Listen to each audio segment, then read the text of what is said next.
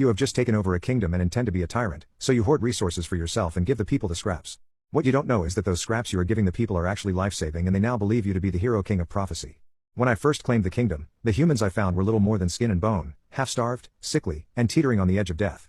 Useless. As a lich, I required a proper legion to wage war against the other undead lords. But frail mortals made for even frailer corpses. I needed better material. The math was simple. A human required only so many calories a day to remain alive and productive. After I slaughtered their incompetent king, I repurposed my undead legions to run the farms.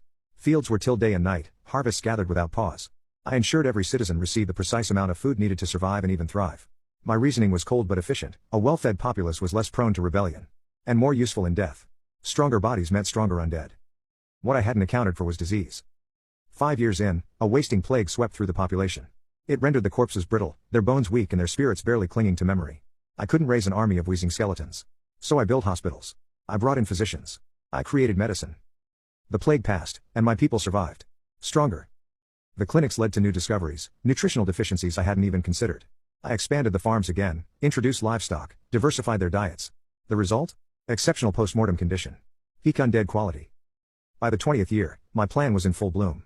The population had tripled, and they were living longer. That was key. The longer the life, the richer the soul. The more powerful the corpse. While rival liches toyed with mindless zombies, I was crafting skeletal mages in droves.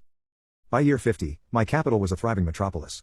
My citizens were healthy, prosperous, and when they died, usually in their twilight years, they became elite undead.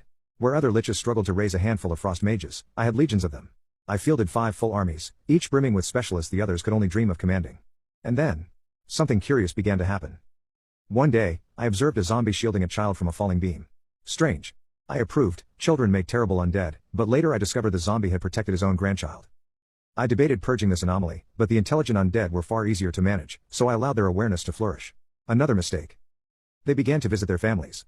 They took pride in their post-death contributions. They built better homes for their descendants. It seemed harmless, beneficial, even. I was still focused on my ultimate goal, supremacy. In time, I crushed every rival lich. One by one, they fell before me. Eventually, 5 of the remaining kingdoms formed an alliance to destroy my empire. Their undead were pitiful in comparison. But their desperation made them dangerous. When they breached my walls, I was forced to join the battle myself. That's when I realized my grand miscalculation. The mortals, my mortal citizens, took up arms to protect the undead. They formed the front lines, screaming oaths of loyalty, declaring their willingness to die for me. Worse, my intelligent undead, many of whom had become borderline fanatical, claimed I was a chosen savior sent to bring them peace through purpose. The enemy's plan was simple: raise the city and annihilate my people. But my army wasn't just bone and spellcraft.